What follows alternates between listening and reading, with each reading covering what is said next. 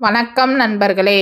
இந்த வீடியோவில் திருவண்ணாமலை மாவட்டத்தில் அமைந்திருக்கக்கூடிய தென்னாங்கூர் பாண்டுரங்கன் திருக்கோவிலை பற்றி தான் பார்க்க போகிறோம். வாங்க பார்க்கலாம். பகவான் விஷ்ணு பாண்டுரங்கனாக கோவில் கொண்டிருக்கும் தலம் பண்டரிபுரம். அந்த பண்டரிநாதன் தானே விரும்பி வந்து தென்னாட்டில் கோவில் கொண்ட தலம்தான் தென்னாங்கூர். இந்த தலத்தில் பாண்டுரங்கன் கோவில் கொண்ட வரலாறு அற்புதமானது. ஹரிதாஸ்கிரி என்னும் மகான் வாழ்ந்து வந்தார்.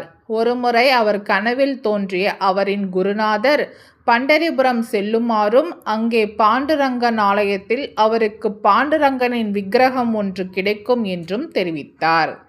அதே போல பாண்டுரங்கன் கோவில் அர்ச்சகர் கனவிலும் தோன்றிய குருநாதர் கோவிலுக்கு வரும் தம்முடைய சீடர் ஹரிதாஸ்கிரியிடம் பாண்டுரங்கனின் விக்கிரகத்தை தருமாறு உத்தரவிட்டார்.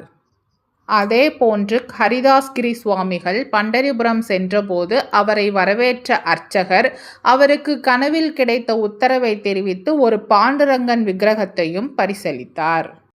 இதை தனக்கு கிடைத்த மாபெரும் பெயராக கருதிய சுவாமிகள் விக்கிரகத்தை பெற்றுக்கொண்டு அதோடு நாடெங்கும் யாத்திரை மேற்கொண்டு நாம சங்கீர்த்தனம் செய்து வந்தார்.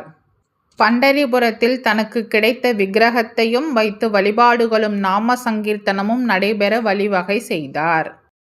பிறகு தென்னாங்கூரில் தம்முடைய குருநாதரை வழிபடுவதற்காக ஸ்ரீ ஞானானந்தகிரி பீடத்தையும் அங்கே குருநாதருக்கு ஒரு பிருந்தாவனமும் ஏற்படுத்தினார். மேலும் குருநாதரின் உத்தரவுப்படி அங்கே ரகுமாயி சமேதராக ஸ்ரீ பாண்டுரங்கனுக்கு சந்நிதி ஏற்படுத்தினார். ஸ்ரீ பாண்டுரங்கன் சந்நிதியில் ஆடி மாதம் வரும் ஏகாதசி, கார்த்திகை ஏகாதசி, வைகுண்ட ஏகாதசி போன்ற விசேஷங்களுடன் கோகுலாஷ்டமியும் விமர்சையாக கொண்டாடப்படுகிறது. இந்த தலத்தின் தலவிருட்சமாக தமால விருட்சம் உள்ளது. பகவான் கிருஷ்ணர் தமால விருட்சத்தின் அடியில் நின்று கொண்டுதான் புல்லாங்குழல் இசைத்ததாகவும் அந்த இசையில் ராதை இளைத்ததாகவும் சொல்லப்படுகிறது. பொதுவாக வட இந்திய பகுதிகளில் மட்டுமே காணப்படும் தமால விருட்சம் இங்கே இருப்பது தனிச்சிறப்பு. இங்கு சனிக்கிழமைகள் தவிர மற்ற நாட்களில் திருப்பதியைப் போலவே திருக்கல்யாண உற்சவம் நடைபெறுகின்றது.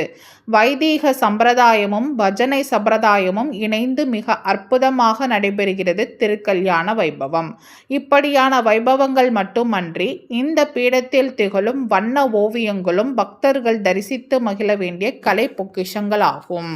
இந்த பீடத்தில் பூரி ஜெகநாதர் ஆலயத்தில் உள்ளது போன்றே கோபுரம் அமைந்திருக்கிறது.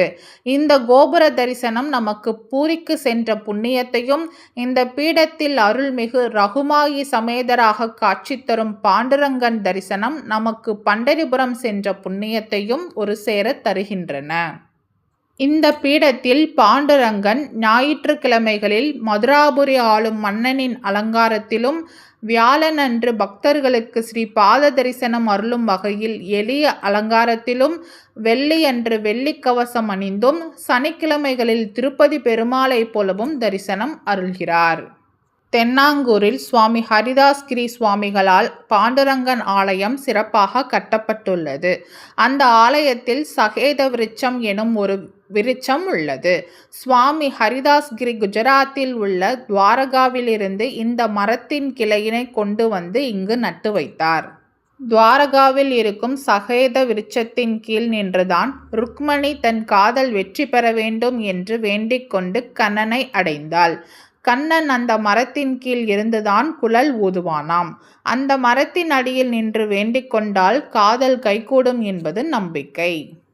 எப்போதும் குடை போலவே நிழல் பரப்பும் அந்த மரத்தின் ஒரு கிளையே இந்த கோவிலில் நட்டு வளரச் செய்திருப்பதால் இந்த மரமும் துவாரகையின் சகேத மரத்தைப் போலவே மனமொருத்த காதலர்களை திருமண பந்தத்தில் இணைத்து வைக்கும் சிறப்பினை பெற்றிருக்கிறது என்று சொல்கிறார்கள். வாய்ப்பிருக்கும் அன்பர்கள் ஒருமுறை தென்னாங்கூர் சென்று பாண்டுரங்கனை தரிசனம் செய்து வாருங்கள். வாழ்வில் நன்மைகள் பலவும் கூடி வரும். இந்த வீடியோ உங்களுக்கு பிடிச்சிருந்தா லைக் பண்ணுங்க, ஷேர் பண்ணுங்க, சப்ஸ்கிரைப் பண்ணுங்க. மறக்காம அடுத்து எந்த கோவிலை பற்றி பார்க்கலான்றதை கமெண்ட்ல சொல்லுங்க. நன்றி மக்களே.